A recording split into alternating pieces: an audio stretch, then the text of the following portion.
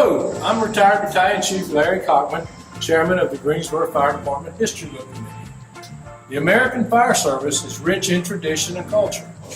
A firefighter's life is filled with many emotional highs and lows. Stories of major fires, national disasters, medical calls, firehouse living, and family life are often verbally shared from one generation to another. Many times, these stories are lost forever when a firefighter passes away. In an effort to preserve these stories, in 2019, the Greensboro Fire Department History Book Committee launched a new program of recording audio-video of our retirees' lives. These stories will be shared on our website, gfhbc.org.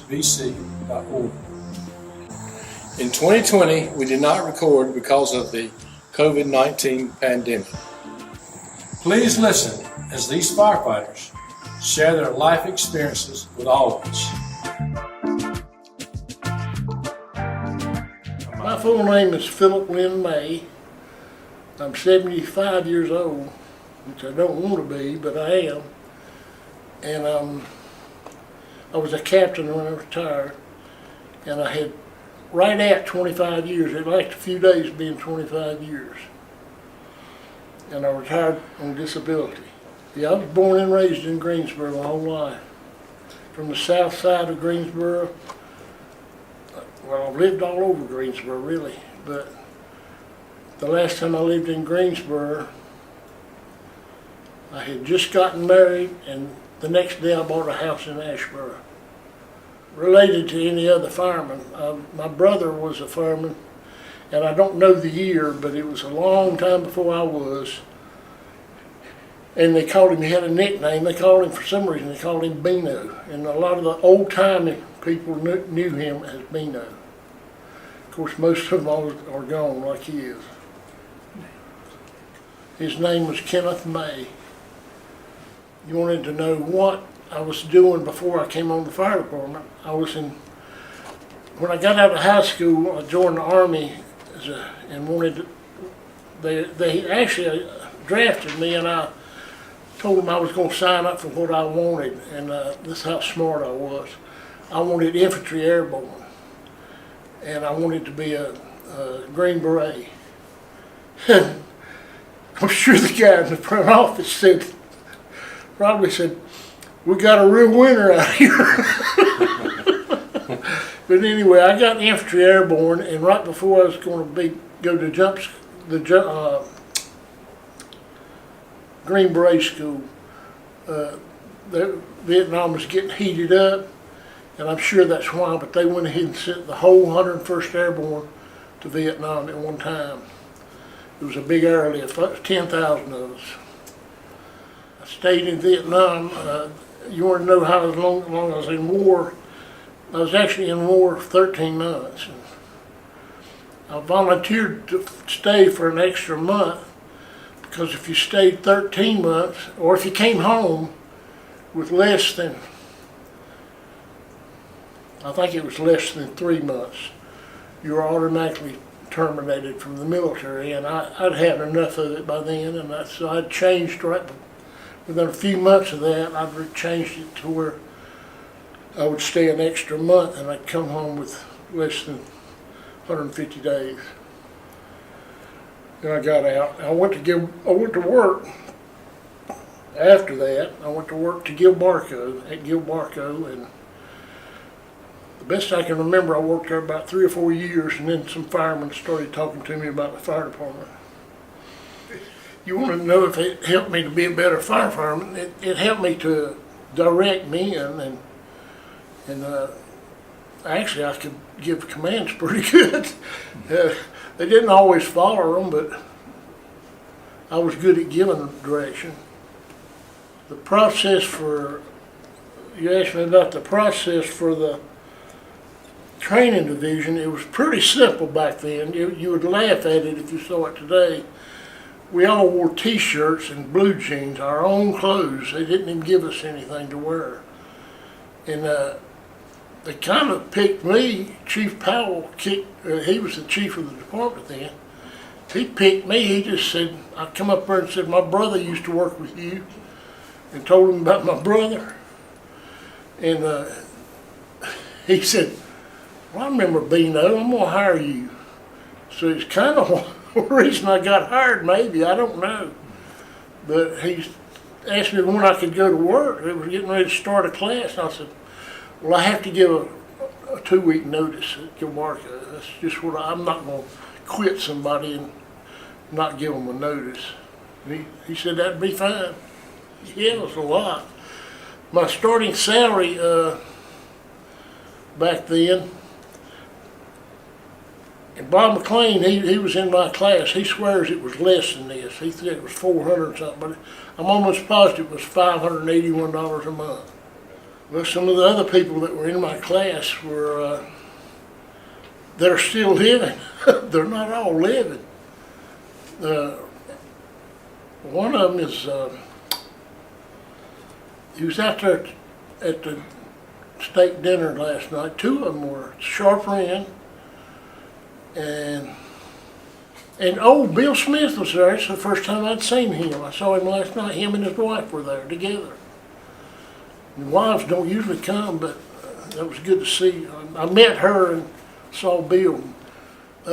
Anything happened that was funny during my training class was, I'm having trouble remembering some names, but there was one guy, and he ended up quitting over the Palm Pier ladder. Is that ladder with the one single beam? And he started climbing up that building, and the thing went sideways on him, and he was hanging this way instead of this way. And we finally got him straightened out, hanging down, and he went back down, and he said, I'm not going to do this. I don't want to be a fireman. There was another guy that's going to climb a Bangor ladder. And when he got up so high, it kind of started kicking a little bit with him. He's not smooth, wasn't a smooth climber. And they brought me up there, Chief Osborne brought me up there, and he said, watch May climb this ladder. And it was just the way but I'd been climbing ladders my whole life. And it's just the way I climbed it. He said, this foot up, and this foot up, this foot up, and this foot up. And that's the way I did it automatically. A lot of them are having trouble just climbing a ladder. The Bangor ladder is a 50-foot ladder that's got, we don't hardly ever use them anymore. I don't know if they use them at all now. I would doubt it because they're a little bit dangerous. They've got poles that are, I'm trying to think what that's called. It's, well, what it's called is hooked onto them. That's a pole to keep, supposedly to keep it balanced. I never used but one time in a Bangor ladder, but one time in actually during a fire. It was climb on a roof up on Lee Street. I'll never forget it. And I was in charge. I was riding captain, even though I wasn't. I was in charge, and I sent. Wait just a minute, I'll tell you their names. One of them's a chief now, still on the department. Brent Gerald. I'm going to tell you a little bit about who my first captain was and my first assignment on the fire department. Believe it or not, there was 3 of us, and we were the last 3 in the whole fire department to do this. We were sent. No, there was 4 of us, and I can still remember who they were and name them. And I was picked to go to Station 5, and there was a transfer coming up, and I was going to be on that. When that transfer come up, I was going to be on it. I went to Station 5 over at Friendly Avenue, where I think it's a restaurant or a hair salon place now. I went over there with on the engine company with Horace Browning. He had a reputation of being a bad captain, but I don't know if he was or not. I wasn't with him long enough to find out. He never was mean to me or nothing, but I tell you what, there was a crew over there. I mean, they were something else. It's wonder they didn't burn that station down where they smoked in bed. And I'm not gonna tell you who they were because they've been long gone. They all quit for some reason. Every one of them I remember quit. Maybe it's because I went over there. No, but it was very short after that I was transferred to station. Well, I didn't say I'd never been through training. They showed us how to put on an air pack. That's all they showed us. And then they said, stay close to your captain and do what he tells you to do. Well, on that fire, it was over on, it was on that street that goes out to the Fireman's Club. Air Harbor. No, it was the long one going out. Lawndale. Lawndale, it was up in town, close to across from the Sears, where that Sears Mineral used to be. And it was just a kitchen fire. And Horace told me, he said, go out there to the truck and ask them for a fan. And I got a fan, and me and another guy carried it up there and put it in the window just to get smoke out. And that was my first any kind of fire call that I had.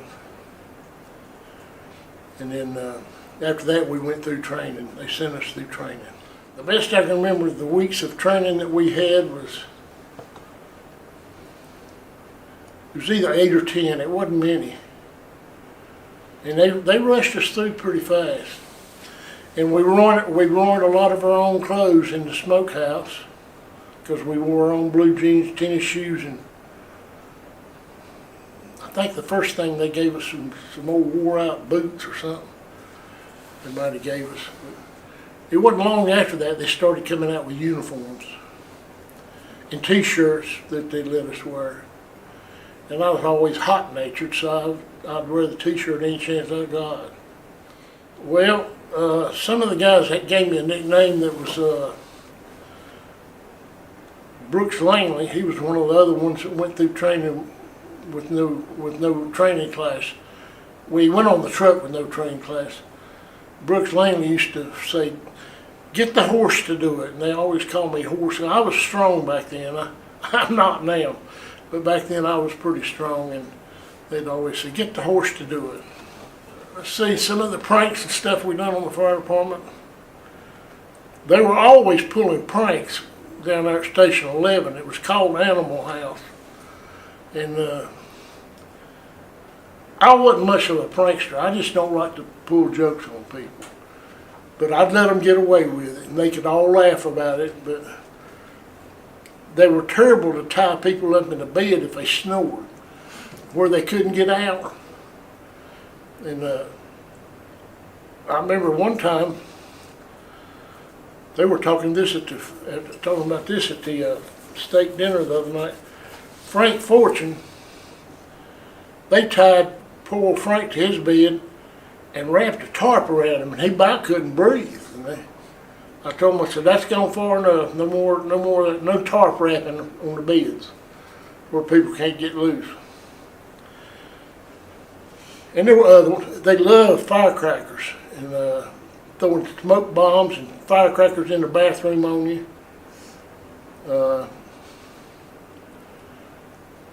Now me and Bobby Taylor were down there. I love Bobby Taylor to death. He's like a brother.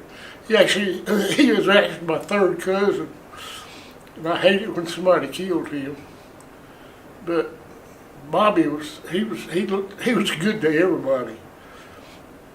And Bobby and me would get stuff that people wouldn't eat, like pig's feet and raw oysters and stuff like that, and do them at the table, and it'd make some of them guys about sick. And but we'd eat all that mess like that, and we love pig's feet and raw oysters. And I was trying to think of some of the other stuff we eat. Yes, we cooked. We cooked. Our crew cooked and ate together all the time. Sometimes there'd be a guy that would say, I'm not going to eat that mess y'all eat, because we would eat somewhat unhealthy. Like on certain days there would be, like the squad, there was a squad there at 11, and an engine company, and a truck company. And on a full day there was 10 people there, but it usually wasn't full, and we'd rotate somebody off the truck company or the engine company onto the squad.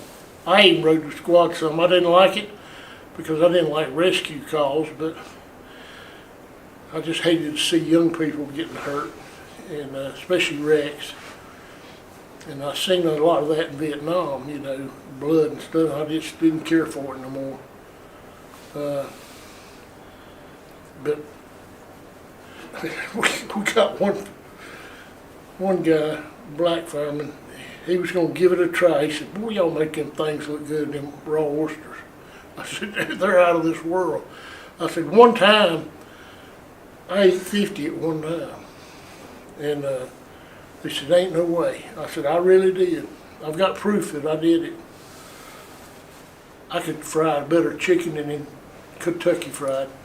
I can fry the best. People want to know if I was a good cook on the fire department. They begged me to cook my chicken, and I could buy back then. I could buy about.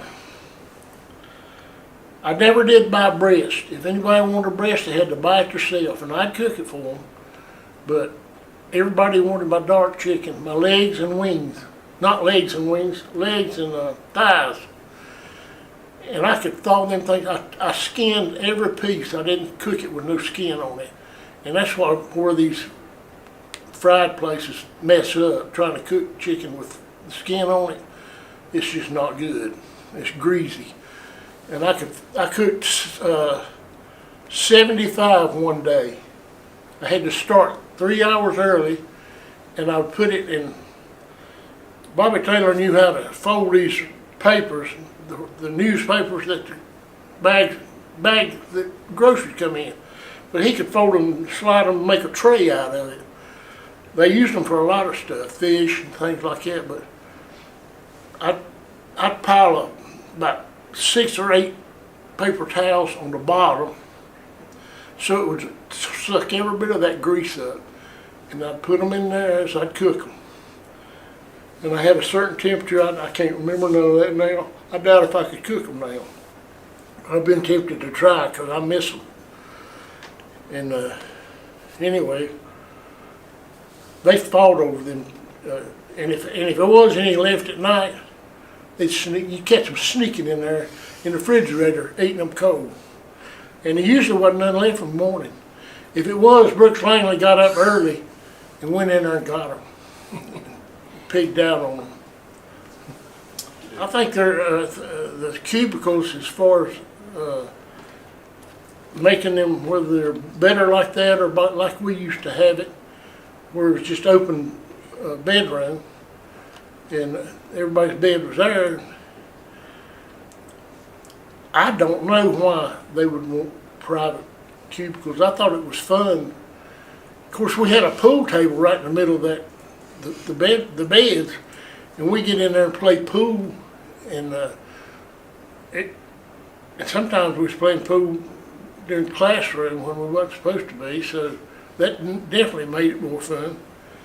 And some of them, you look over there, they'd be asleep taking a nap. And I couldn't sit down long, I'd be taking a nap. And Bobby Taylor was going to take a nap no matter where he was at. Even if the chief was there, he'd take a nap anyway. He's just known for taking a nap in the evening. But I don't see much. I'd have to hear them say why they like the cubicles better. So I just don't see it. I can see it for having women separate, you know, have a cubicle for them if they wanted it.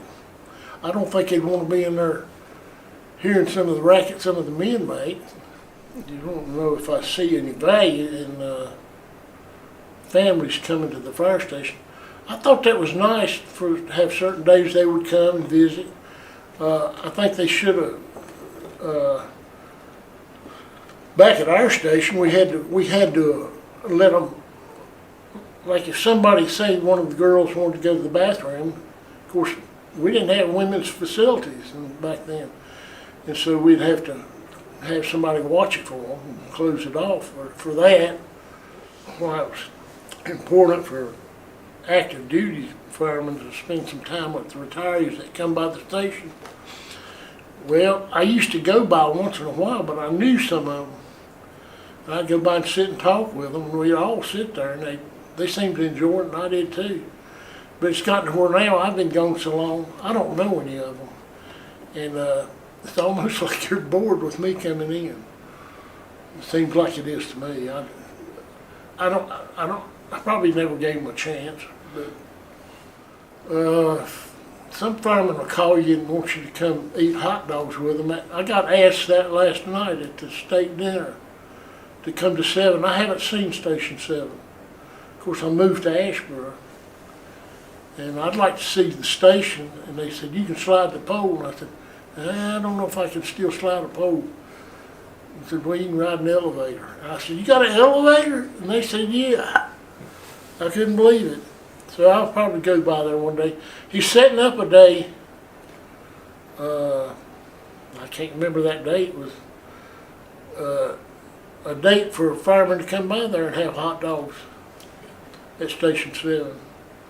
My first call that I ever went on was on, I thought we talked about that already. It was the one on, not Battleground, but Longdale. Longdale. It was an apartment fire, Yeah. and somebody had been cooking on the stove. They loved to, seemed like they loved to, certain groups of people just love to start cooking and go lay down. They love to cook, lay down, drink, have a few drinks of liquor or whatever, get about half lit, and it makes them sleepy, and so they go to sleep and just let it burn. And then they get woke up rudely. I had probably more of them than any calls there were.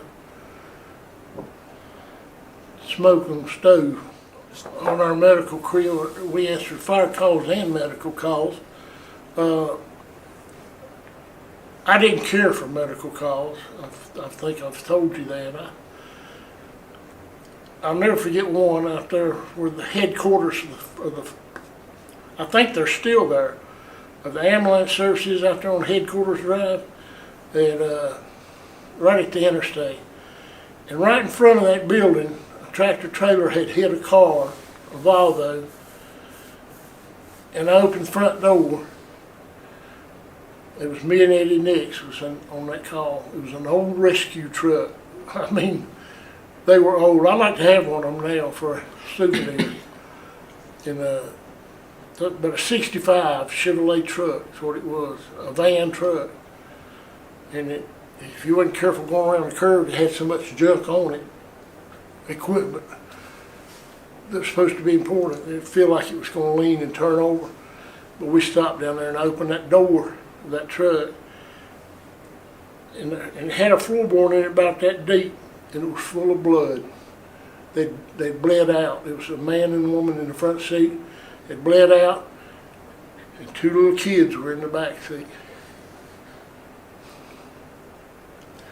I'll never forget that. I never wanted to ride it again. I understand. But it just bothered me seeing them little kids hollering for mama and daddy, and neither one of them were going to answer. Of major alarm fires, there was one downtown now that was I can't remember the name of that building, but I looked at it today coming up here. I said, they've totally tore that old house down. There's a big giant 2-story house up there on Church Street. Right there in town, right there where the used to be, I think, a Bell, what was that, Bell and Southern Bell was in that building up there, and there was a giant 2-story White House. And we went out there and it was snowing like crazy. And they had to send 2 trucks over. The hydrants were freezing. And so we was having a hard time even getting any water there. And we finally got one that broke loose, and of course we pretty much burned it to the ground. It wasn't nobody in it. It was an empty building, and they think some homeless people had gone in there and caused it. I had moved on 9/11. The way that affected me, I had moved to Virginia. I was living up there by myself. I divorced and was up there by myself. And my daughter rang the telephone, and I picked it up. She said, "Are you watching TV?" I said, "No, I'm not." She said, "Well, turn it on." one of the main news channels. And so I don't know which one I turned it on, but it was showing that. And them buildings being flown into. I couldn't believe it. I mean, I couldn't help but puddle up a little bit watching that. And I said, they got nerve attacking America. We'll get them for this. Some of the people I looked up to that mentored to me was, it wasn't necessarily the chiefs. As far as the big chiefs, I always thought they got away with doing nothing. Which is a good job. If you've worked your way up to it, it's a good job to have. You don't have to work no more. I mean, there's things you have to do, but you're not gonna get dirty. It's more than likely. And I was trying to think of, for some reason I looked up to my brother because he was known for driving. They said he drove the service truck and answered the whole city, just him. I said, well, he couldn't have been just him. It had to be three of them because they had shifts. But no, sometimes they didn't run it if he wasn't there. They said he could drive a fool out of that thing. I don't know what it was. It was a big truck called a service truck. Mm-hmm. Yeah. I don't know what it was. Well, I thought the world of Roland Scott, Captain Scott. He was just kind of a hard-headed man, but what he said went, and it usually was right. And I was trying to think of anybody else up there. I was at Station 1, you know. As far as challenging during my career and not liking to do it, I did not like to train, be a training officer. I wouldn't want to sit in front of somebody and teach a class. I just wasn't good in front of people, groups of people. It almost cost me my job one time, I think, because I was going to quit over it. And they worked it out. The two of the chiefs worked it out. I guess I should thank a lot of them for doing it, but and I do thank the world of them for doing it. Probably the most heartbreaking moment on the fire department was probably when I saw those children wanting their mom and daddy in the back of that car, and the mom and dad was in the front seat dead with all their blood on the floor. Maybe it's my proudest moment is I'm not a bragger. Yeah, well, hey. But I don't know as far as Vietnam and how I dealt with death and stuff.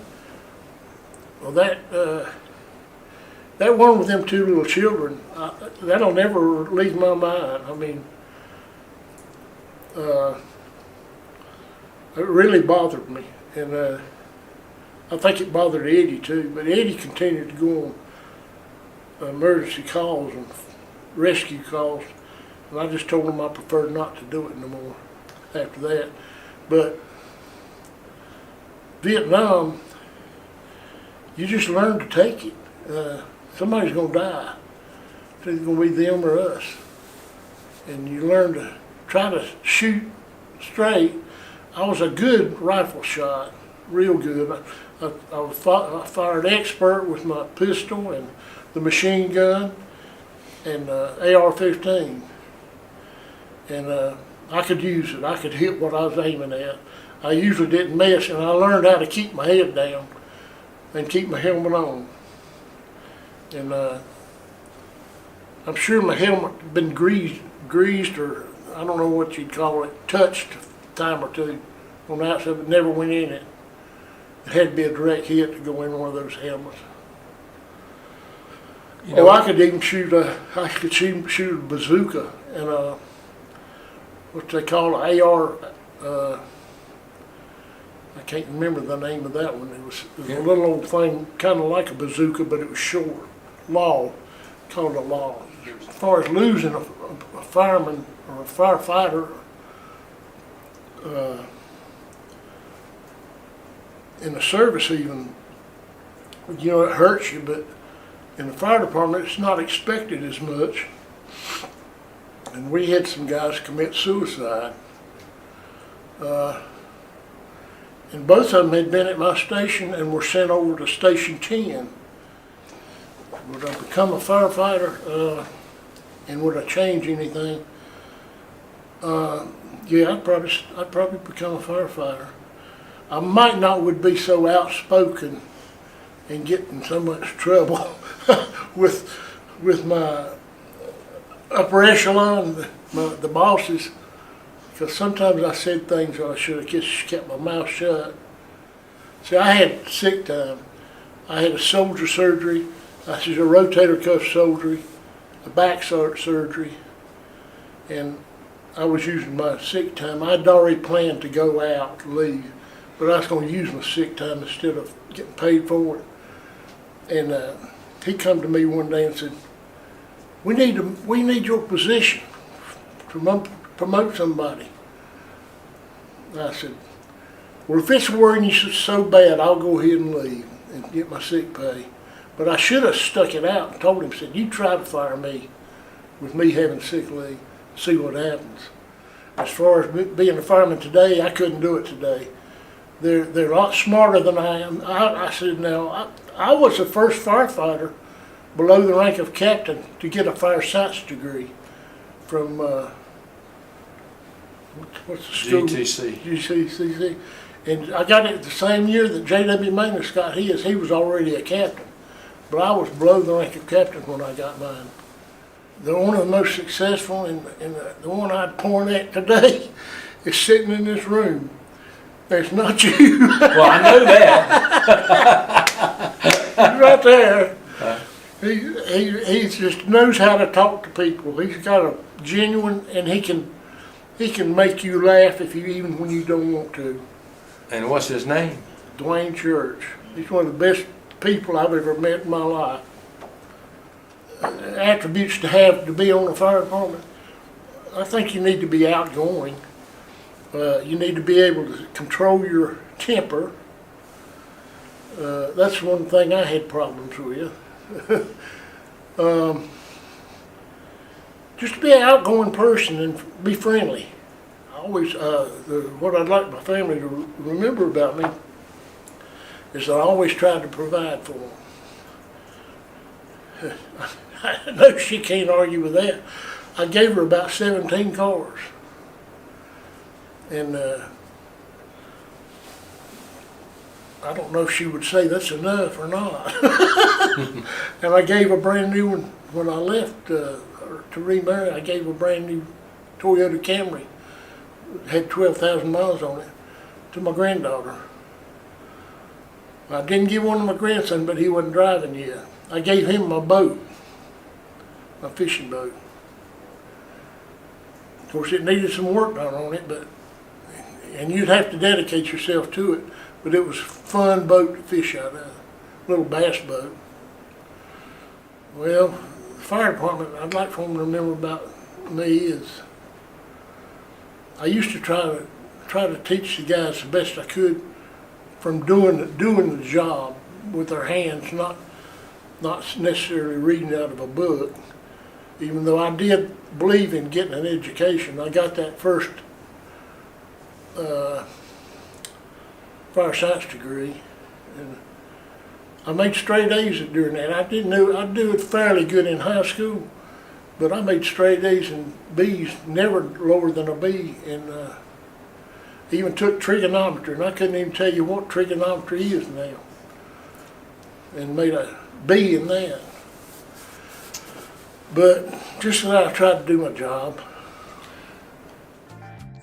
In closing, the Greensboro Firefighters History Book Committee hopes you have gained a greater insight into the dangers, the challenges, and emotional events that have influenced and shaped the American firefighter.